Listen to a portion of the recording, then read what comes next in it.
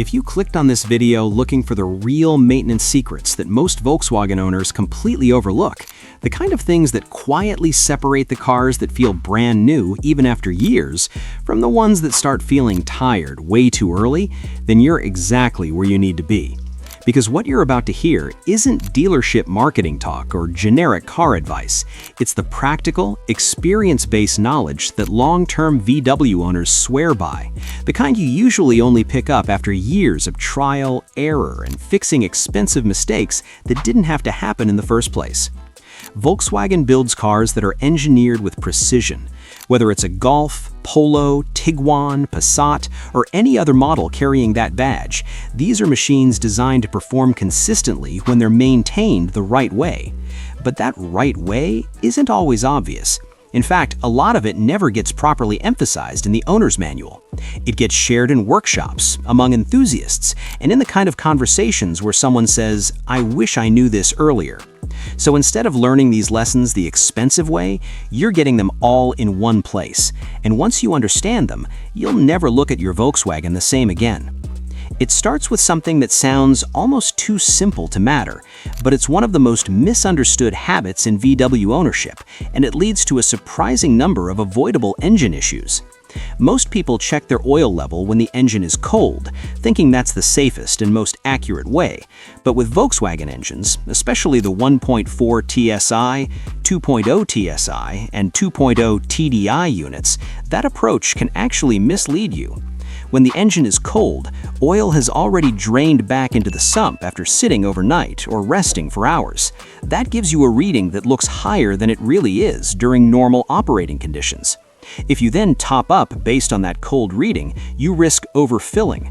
The correct way is to bring the engine up to full operating temperature, switch it off, wait around 5 to 10 minutes so the oil can settle properly, and then check the level. That's the reading that actually reflects real operating conditions. Getting this wrong might seem minor, but overfilling a turbocharged engine can push oil past seals and into places it should never be, including the intake system. And once that starts happening, you're no longer doing routine maintenance. You're dealing with problems that could have been avoided entirely with a 5-minute adjustment in habit. From there, the next thing every VW owner needs to understand is something just as critical, but even more specific to the brand: the engine oil itself. This is not an area where close enough works. Volkswagen engines are built around very precise oil specifications that are part of the entire engineering design, not just recommendations.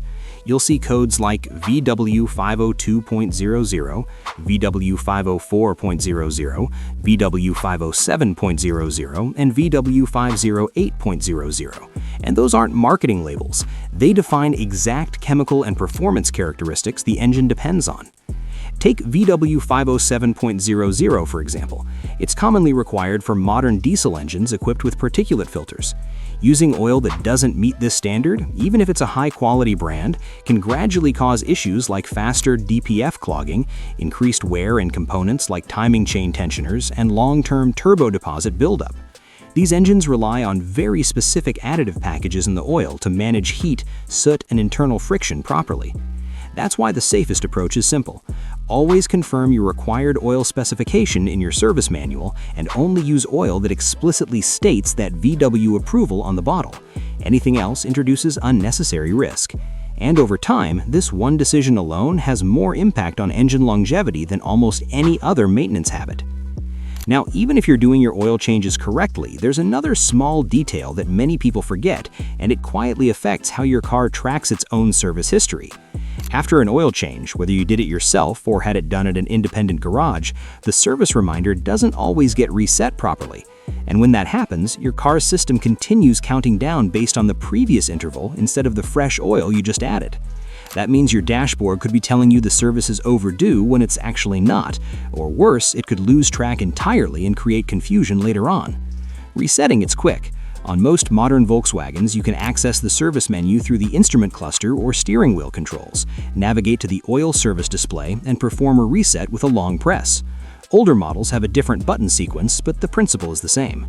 Doing this immediately after every oil change keeps your maintenance tracking accurate, and that matters more than people realize, especially when it comes time to sell the vehicle and prove it's been properly maintained. Moving deeper into engine behavior, there's another issue that often gets misdiagnosed entirely: a dirty throttle body. This is one of those problems that can make a perfectly healthy engine feel like something is seriously wrong. Rough idle, hesitation when lightly pressing the accelerator, inconsistent cold starts, and poor fuel economy can all trace back to this single component. The throttle body sits between the air intake and the engine and controls airflow into the combustion system. Over time, oil vapor from the crankcase ventilation system builds up as a sticky residue around the throttle plate. That buildup disrupts airflow and forces the throttle position sensor to constantly adjust, creating unstable idle behavior. Before replacing sensors or chasing fault codes, the smarter approach is simple. Remove the intake hose, clean the throttle body carefully using a cloth and appropriate cleaner, and remove the buildup around the bore and valve edges. On some Volkswagen engines, you may also need to perform a throttle adaptation reset so the ECU can relearn its correct idle position. The difference after this is often immediate. The engine feels smoother, more stable, and noticeably more responsive. From the engine bay, we move to something that many VW owners underestimate until they experience problems firsthand: the DSG gearbox. Volkswagen's dual-clutch transmission is known for its fast, smooth shifting when maintained correctly, but it has also developed a reputation for issues that are often wrongly blamed on design flaws rather than maintenance neglect. The key factor here is the gearbox fluid. The DSG uses oil not just for lubrication, but also to operate its wet clutch packs. Over time, that fluid degrades due to heat and clutch material contamination. When that happens, the transmission starts to feel less precise. You might notice hesitation, slight judder on takeoff, or a general loss of that smooth, seamless shifting behavior. The solution is preventative maintenance. Changing DSG fluid regularly, ideally around 60,000 kilometers, or even sooner in heavy city driving conditions, keeps the system operating as intended. It's a service many owners delay because it isn't always emphasized, but it makes a massive difference in long-term performance. Next comes something that's less obvious but extremely important in direct injection Volkswagen engines: carbon buildup on intake valves. Unlike older engines where fuel helped clean the intake system, modern TSI engines inject fuel directly into the cylinder. That means the intake valves never get that natural cleaning effect. At the same time, oily vapor from the crankcase ventilation system still passes over those valves, and over time it bakes into hard carbon deposits. This buildup slowly restricts airflow and can lead to misfires, rough idle, reduced power, and general engine roughness, usually becoming noticeable somewhere between 60,000 and 80,000 kilometers. To manage this, many experienced owners use high-quality fuel system cleaners with PEA additives regularly, but more importantly, they plan for periodic walnut shell blasting. This process physically cleans the intake ports using crushed walnut shells, restoring airflow and engine performance. It's not optional in the long term, it's part of proper maintenance for these engines. Then there's something far simpler but often ignored: the pollen filter. Most people think of it only as a cabin comfort item, something that affects air quality inside the car. But when it gets clogged, it creates resistance in the HVAC system, forcing the blower motor to work much harder than it should. That extra strain increases heat, raises electrical load, and can eventually damage the blower motor resistor pack, which is a much more expensive component to replace than a simple filter. Checking and replacing the pollen filter every 6 months, especially in dusty or high pollen environments, prevents that entire chain of issues. It takes only minutes, but protects a critical part of the climate system. Electrical stability is another area where Volkswagen vehicles demand attention. Modern VWs rely heavily on a stable 12-volt system. Between engine control units, transmission modules, infotainment systems, ABS, airbags, and driver assistance features, even small voltage inconsistencies can cause strange and unpredictable behavior. That's why corroded battery terminals can lead to so many confusing issues. Resistance at the connection point creates voltage drops that the car interprets as electrical noise. This can trigger random warning lights, stop-start system malfunctions, or intermittent fault codes that seem unrelated. Cleaning battery terminals once a year, applying protective grease, and ensuring tight connections eliminates a huge range of potential electrical problems before they even start. And if the battery is more than 4 years old, load testing it annually becomes essential, even if it still starts the car normally. Brake maintenance is another area where waiting for symptoms is a mistake. Brake fluid absorbs moisture over time, which lowers its boiling point. Even though it's sealed, it still degrades.